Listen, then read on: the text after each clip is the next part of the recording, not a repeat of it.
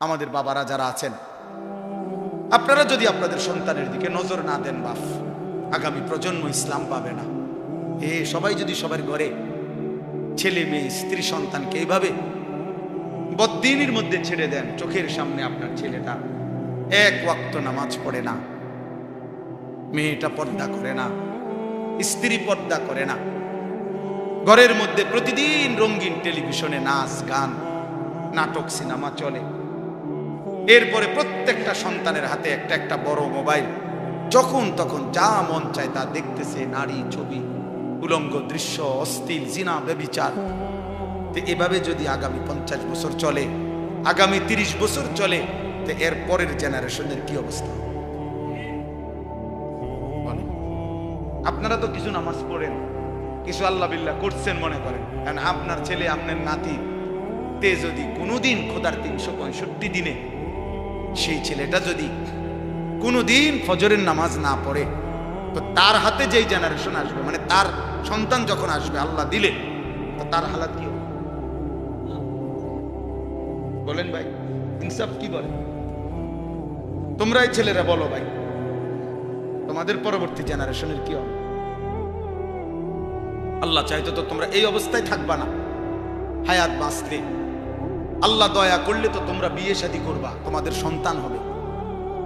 কিছুদিন আগে আমাদের কুমিল্লা মুরাদনগরের একজন আলেমে দ্বীন বলছেন, বড় আলেম, এক মেয়ে এক ছেলের সাথে চলে গেছে ভাগ্যা, তো মেয়ের বাবা ওই ছেলের নামে মামলা করছে থানায়। তো থানায় মামলা করার পরে মেয়ের বাবার কাছে চিঠি পাঠাইছে, কসম খোদা এই চিঠি দেখাইছে মেয়ের বাবা মেয়ের বাবার কাছে চিঠি পাঠাইয়া লিখছে, বাবা যেই কাজটি আপনারা মা বাবা করলেন সেই একই কাজ এখন আমি করাতে আমার স্বামীর জন্য মামলা দিলেন কেন? কি বুঝেন না? কি মানে এরা বাপ মাও কি এক সময় এরকম পলাইয়া ভাগ্যা বিয়ে করছে, সেই ঘরের মেয়ে এটা, তো এখন মেয়েও আরেকটা ফলারে লইয়ে বাঁচছে। মানে মেয়ের প্রশ্ন হইল, আপনাকে তো নজনে যেরকম করলেন একই কাজ তো আমিও করলাম, আমার বেলায় কি করলেন কেন, মামলা করলেন কেন? কি জবাব? এর থেকে জুতার ফিডার কি লাগে? এরপরে আর জুতার ফিডার কি লাগে বলে?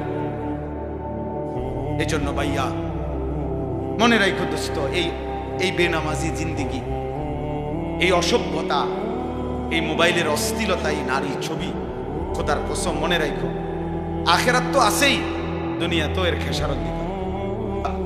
হাদিসে আছে হযরত ওমর রাদিয়াল্লাহু তাআলা আনহু তখন চোখের পানি মুছে তখন তিনি বলেন, ওয়াল্লাহি ইন্নী লারাদিন ইয়া রাসূলুল্লাহ, হে আল্লাহর রাসূল, হ্যাঁ আল্লাহর কসম আমি এতেই রাজি, ঠিক আছে আমরা আখিরাত থেকেই নেব, বেঈমান দুনিয়া থেকে নেব। এজন্য আমরাও আলহামদুলিল্লাহ বলি, মাদ্রাসায় পড়েছি আমরা, আল্লাহর দ্বীনের যেটুকু পারি খেদমত করি।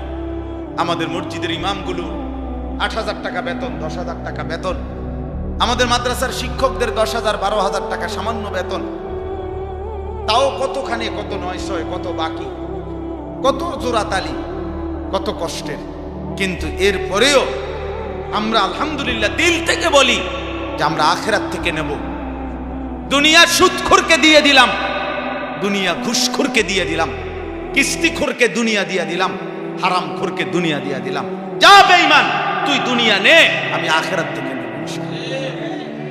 যা সুদখোর তুই খা, সুদ খা, তোরে দুনিয়া দিয়ে দিলাম, তুই খা, তুই ভাঙ্গাসার তেলাপিয়া খা, তুই বাতার মাছ খা, আর পেশাব পায়খানা কর, আর ঘুমা, তুই দুনিয়া ভোগ কর, আমরা আখিরাত থেকে নেব ইনশাআল্লাহ।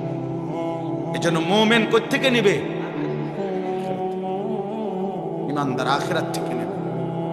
আল্লাহর নবী সাল্লাল্লাহু আলাইহি সাল্লাম খন্দকের যুদ্ধের দিন নবীজি সাল্লাল্লাহু আলাইহি সাল্লাম নিজে পাথর খনন করছেন, নিজে কাটা পাথর বালু সহ মাথায় নিয়ে বাহিরে ফেলছেন।